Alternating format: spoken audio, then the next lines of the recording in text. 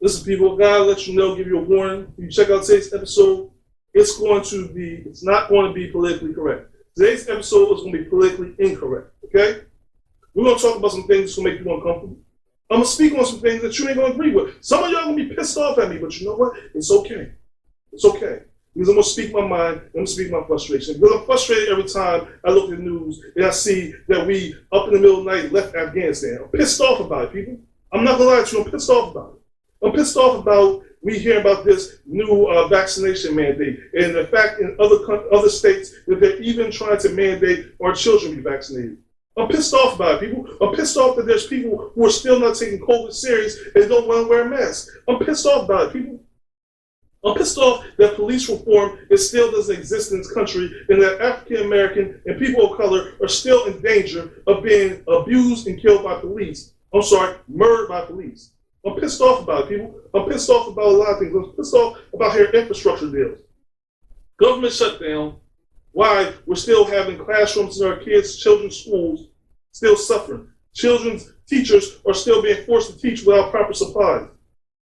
Education systems are truly unfunded. Teachers are underpaid. I'm pissed off about all the politics. Most importantly, I'm pissed off that we spend so much time dealing with foreign policies that we forget to deal with our domestic policies that are right here, right now. And I realized something. This whole political arena has been one big spectacle.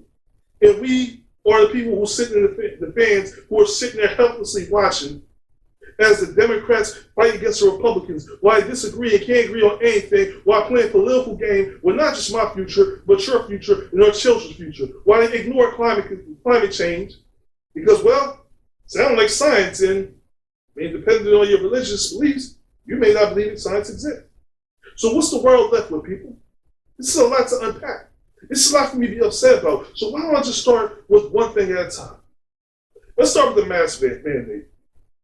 Because of COVID-19, the pandemic, the Delta variant is currently out. More and more states, more and more jobs, as well as the federal government is forcing their employees to get vaccinated or else. What's or else? Or you just don't have a job. You can't feed your family. You can't take care of it. Why does it piss me off? Why would it piss me off? I'm fully vaccinated. Why would it piss me off? They're not talking to me. It pisses me off because, one, there's people who fought through this pandemic when there was no vaccination. They fought through this pandemic, and because they don't believe in vaccinations or want to be forced to get a vaccination, now you are telling them, same people, thank you for your service, but get the hell out of here. We got another warm body that can replace you if you don't want to do what we say do. That's the American way, right? So why should we get upset about it, knowing that that's always how America done things? Well, during the whole pandemic, we were seeing faces, doctors and nurses, frontline workers, who, whether they were truck drivers or people working in a grocery store, were keeping this country going, keeping our lives going through this pandemic, risking their lives every single day. Now, what do we say? Once we think we got a hold on this pandemic, we see a bit of a light. We go back to our old ways of sticking our middle finger up and telling them, F you, you are replaceable, you're expendable. You weren't during the pandemic, and now you're expendable, now the country is making a turn, and that you should be mandated to take a vaccine. But that can't be the only issue with the vaccine, can it? That can't be my only issue. What people see is my other issue. We are creatures of habit. What I mean by we're creatures of habit, we allow fear to force us to make decisions without truly thinking through the consequences of those decisions. Exhibit A. 9/11, what people love to say is how we all came together and was united as Americans after the Twin Towers were attacked, after the United 93 crash, after the crash to the Pentagon. Oh boy, we all look past colors and remember that we are just Americans. We all came together. But it's interesting that we ignore the fact that we didn't come together when it came to the Muslim religion. A lot of us turned our backs and start blaming Muslim religion because of Al-Qaeda or Al-Qaeda's attack, which Muslims doesn't support radical Islam, and there's a total difference. But we're not going to go off subject on that and go into details of explaining that. People, I'm not going to do that to you. But what I will share to you is, and what is part of Exhibit A, is what happened at the 9/11. It wasn't us holding hands and hugging each other. It was when the Vice President, Dick Cheney, made a suggestion to the president, where he suggested a new order comes in where they can have surveillance of regular citizens. I'm talking about you and me. So they can surveil our phone calls. They can listen in on our phone calls. They can listen to our conversations, read our text messages, emails, even though in the Constitution it is illegal to spy on regular citizens. But you know why it was okay? Because we were living in a place of fear. We were so fearful of another attack that we was willing to waive our own rights. We was willing to waive our rights of privacy. And that's what fear does to us. Fear makes us do drastic changes, and it takes away our ability to think things through. Now, come here and say, wait 1 minute. Why do we need a program to spy on all citizens as if we're all terrorists? Why can't the system just focus on certain people? Well, you want to stay in fear, people. 9/11 happened, we wasn't thinking clearly. Same thing could be said about the pandemic, going back to the current situation and COVID mandate. Same thing can be said. Now, here's my issue with mandating. Now, do I think everybody should get vaccinated? Absolutely. I think COVID is serious. Without question, COVID is serious. I had COVID. I had pneumonia in both lungs, couldn't breathe. It was not pretty. And trust me, I don't wish COVID on my worst enemy. It's very real. I have family members who are suffering and did suffer from COVID. It's not a joke, people. It's not a game. Put your damn mask on and stop being babies about it. But however, once you start putting into play mandatory vaccinations, where does it stop? What if you don't want to get the flu vaccination? And now they make that mandatory. What if you don't want to take penicillin or take Tylenol that the doctor prescribed, or even Percocets or Vicodin? What if now this law starts to turn to a giant snowball? That can happen, where the government can now mandate that you must take whatever medications, vaccinations, or else you can lose your job or your livelihood. Here's my problem, people. Here's my problem with this. You gotta be careful when we react in fear. Because when we react in fear, we will put ourselves in danger in of losing our very rights and the freedoms that we all take for granted every single day. It's funny when we talk about freedoms, people. It's so funny when we talk about freedom because, you know, there was women in Afghanistan who felt free. After 9/11, when we went in Afghanistan to wipe out Al-Qaeda, who tried to tackle that, on the first attack in America since Pearl Harbor, these women felt free. They felt so free from the bonds of tyranny of the Taliban that they actually started working office jobs. They actually started going out without their husbands or having a male figure. They actually started living their lives, driving cars, weren't afraid to get educated. These women enjoyed a level of freedom that they only could dream and pray about.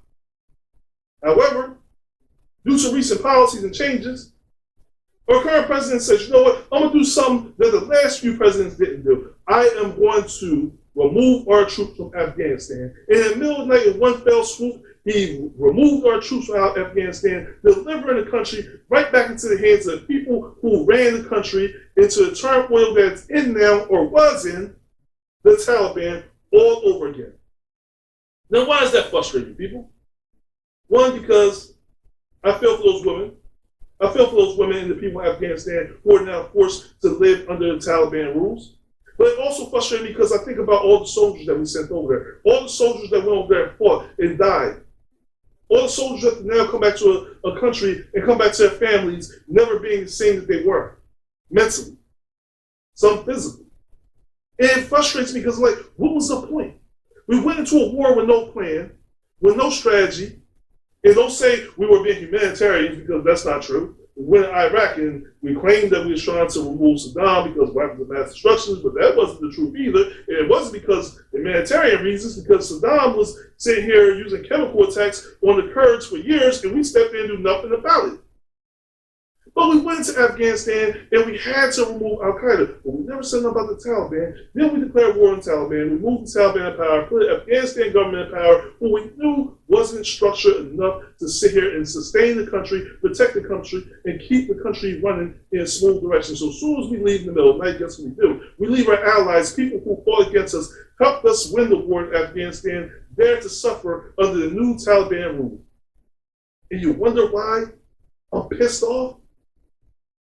It's a black eye on not just our current administration, it's a black eye on us as Americans because us as Americans overwhelmingly voted for this administration to come to office. We hope that it will bring a different type of leadership to redirect our country in a different type of light. Show us as being the powerhouse of the truth are, but it's more of politics as usual. Something that we were hoping to get away from as people, but it's the same old thing, the same old story, the same old song and dance that we continue to play. Now Afghanistan women are told, stay in your house. Don't go out to the market without your husbands. Don't report to work because you may be killed, beaten, or worse, tortured if you choose to live a life, because those same freedoms that you once endured when the Americans were there, well, the Americans ain't here to protect you no more. You're under Taliban rule once again. So it frustrates me to know that our military fought a war. For what? Now, granted, we got Bin Laden. We got Bin Laden, but that should have been the target the whole while. That should have been the target. Not forcing us to free a country that we're going to deliver back in the hands of the Taliban. But I have my own opinion about that. And like I said, this episode is politically incorrect. And my politically incorrect answer is, well, there was a backdoor deal made with the Taliban before we actually left. So we kind of already knew as a government administration that what was going to happen and how this thing was going to unfold. But of course we couldn't tell Americans that because they wouldn't be okay with it. And I'm sure that you're not, and some of you willing and choose to be in denial about the whole situation. I told y'all people, this is going to be my lowest rated episode ever because it's politically incorrect. But it's even deeper, people. Because we always sit there worrying about foreign problems, don't we? Think about it. In the 1960s, when we were sitting here dealing with civil rights movement, we were dealing with civil rights unrest, segregation, Jim Crow law. We had Martin Luther King fighting, marching on Selma. We had Malcolm X speaking about the freedoms that the black man deserved, the black people deserve. When we had Rosa Parks refusing to give up her seat in the back of the bus, us as Americans were fighting for civil rights. Now across seas in the foreign country of Vietnam, many of us, black, white, Latino, Asian people, were forced to go into a country to fight a war to free the South Vietnamese people from the North. Here's the word. Let's just listen to the word there.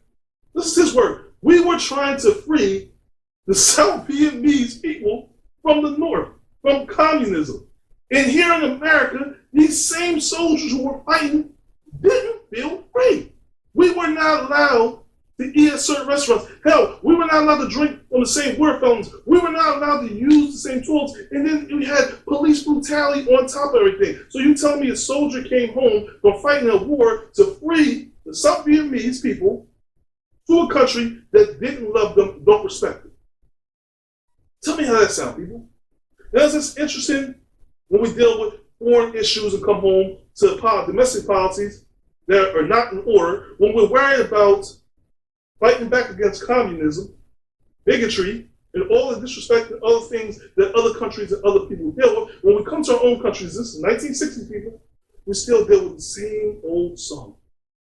Black people are still victims to racism, Jim Crow law, segregation. They didn't have the right to vote.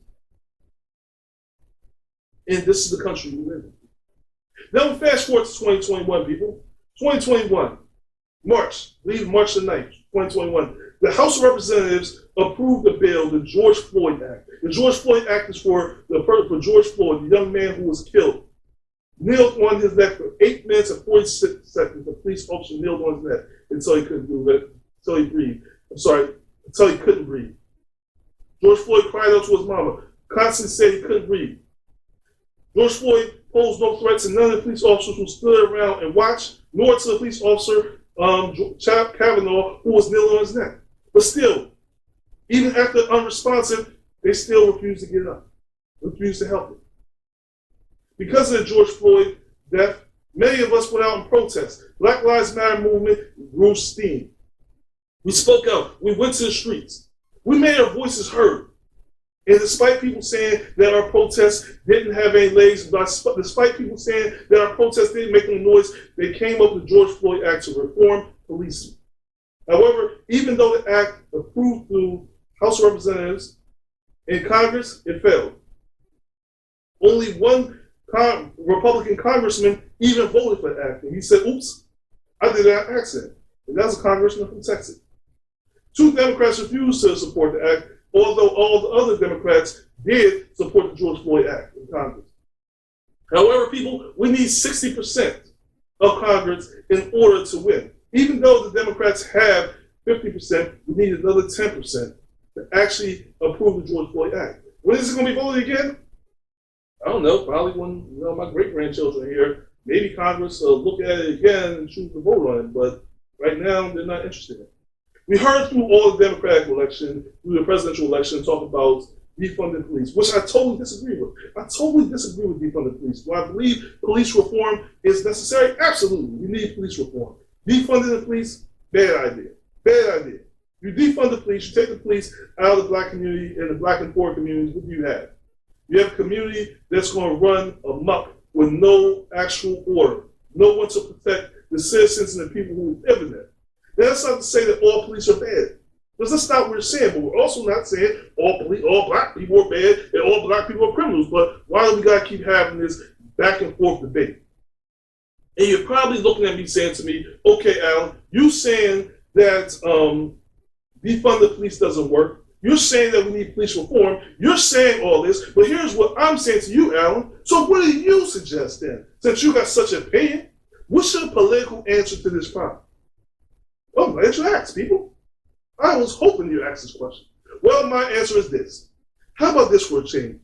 How about we have police officers, we hire police officers, and have police officers support and monitor and work in the neighborhoods that they live in. Think about it, people. Think about it.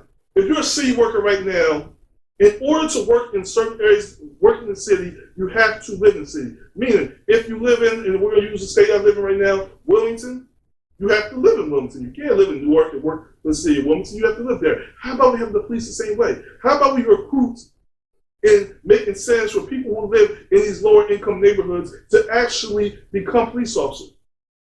Have them join the police force. So that way you have people policing the neighborhood that lives in the neighborhood, that understand the people in the neighborhood. One of the biggest things you hear about police officers, one of the biggest things you hear from police officers, well, when we go to a traffic stop, we don't know if this person has a gun or not. Very true. Very true. You don't know if the person you're pulling up or a traffic stop has a gun or not. Absolutely accurate. However, one thing black people know when a police officer pulls us over is, we may not have a gun. We may not have intentions of doing anything to harm this police officer, but how do we know that this police officer that has a gun, definitely has a gun, doesn't have the intention of harming us because they don't like black people or they're feared by us, not because they're fear of us having a gun, but they're fear of our color of skin and not understanding us. See, this is why I go back to my policy would be simple. How about we have people in the neighborhood incentivized, giving them incentives to join the police force, give them police training so you have people in the neighborhood that understand the neighborhood, know the people in the neighborhood, like it used to be, like it should be, patrolling the neighborhood. Police officers patrolling the neighborhood that understand the neighborhood, understand the people in the neighborhood. So not only are you not fearing the people, but you understand who is who you should be worried about, who you should keep your eyes on, who does not pose a threat and who does pose a threat. How about we do that in other communities, such as the suburbs? Have the same thing. Incentivize police officers in those neighborhoods so you know who lives in those neighborhoods, who don't. What's happening in those neighborhoods? You have a better idea of what's going on to further change the relationship between the police and the neighborhood. Well, so many people think, oh, all we need to have is training courses. What training courses you going to have? You're going to make a police officer watch an hour video and then it's going to make them feel more comfortable about the people in the neighborhood that they don't know, they don't understand, they don't have a relationship, the people that don't trust them, the police don't trust the people in the neighborhood. A training video is not going to help. What we need is people who live in these neighborhoods actually becoming part of the police department so that they're patrolling their own neighborhoods where they know the neighborhoods. Now, you may say that's not going to work, so what else? What if we cannot get people to join the police force from these neighborhoods? What if they refuse to? Well, then you have to have police spend more time in neighborhoods, not knocking down doors, not knocking people down the head, not sitting here searching people's pockets and cars, but actually spending time, not just shooting basketball and hoops. Talk to people. Spend some time not just patrolling the neighborhood, getting to know the neighborhood. Do some public works in the neighborhood. Coach a basketball team, a football team, a baseball team. Get to know the neighbors. Make sure the neighbors know that, look, I'm not here to threaten and kill you.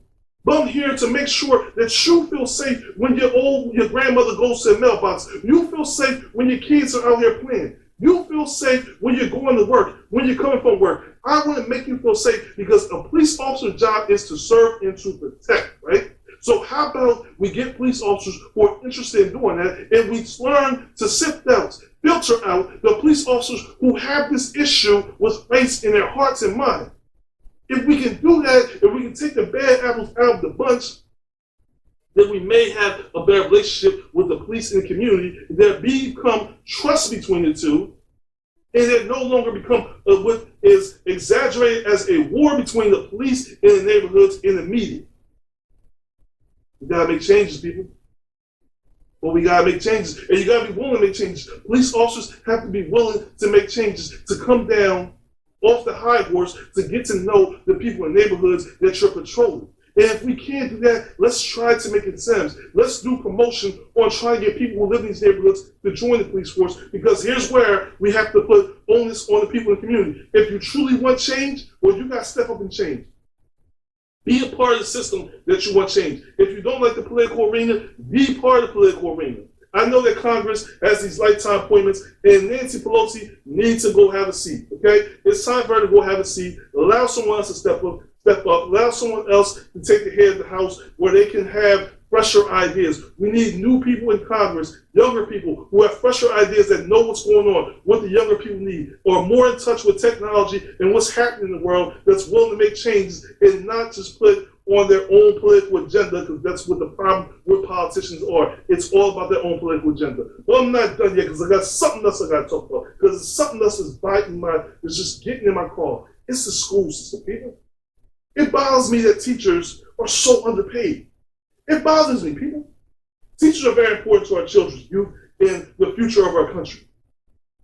It's important to the future of our world, but it bothers me that teachers are so underpaid, so underappreciated. It bothers me that teachers do not get the necessary tools they need to teach our kids. They don't get the necessary educational tools.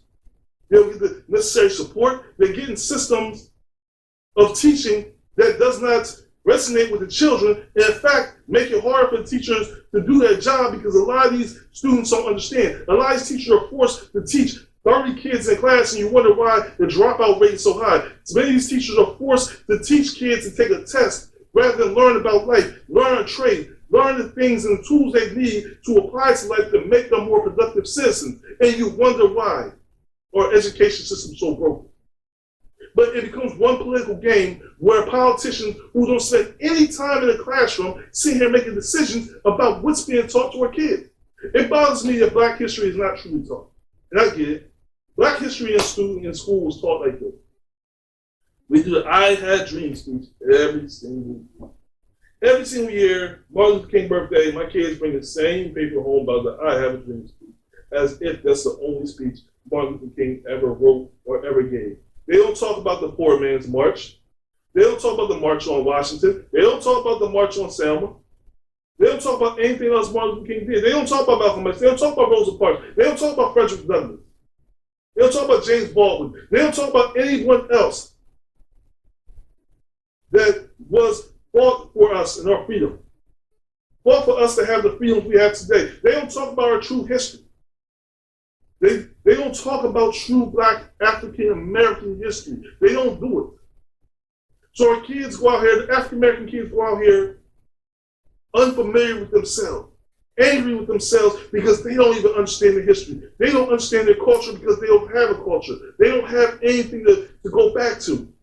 Only thing they're taught in school is about I Had a Dream speech. That's it.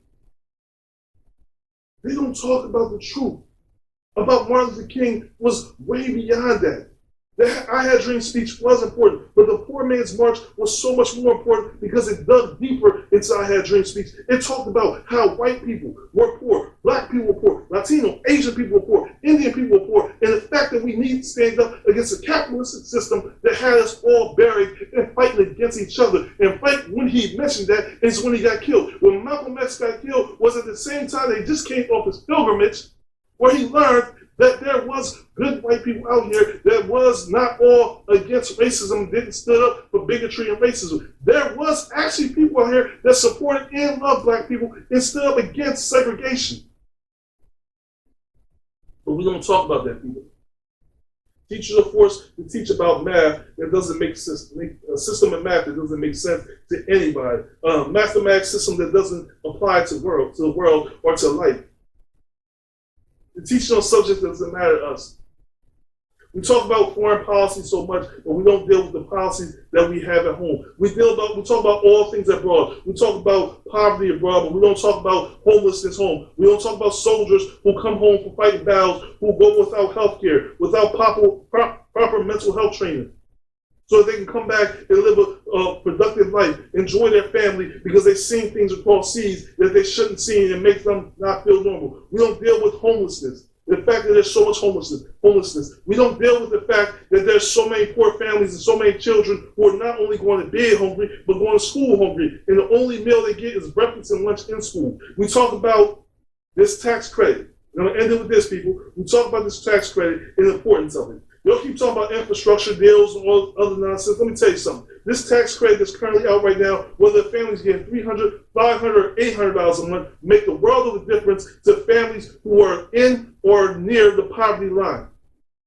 It makes a difference to these families who don't have enough money to sit here and pay their bills, who have to choose whether they're going to pay their electric bill or feed their children, pay their rent or feed their children.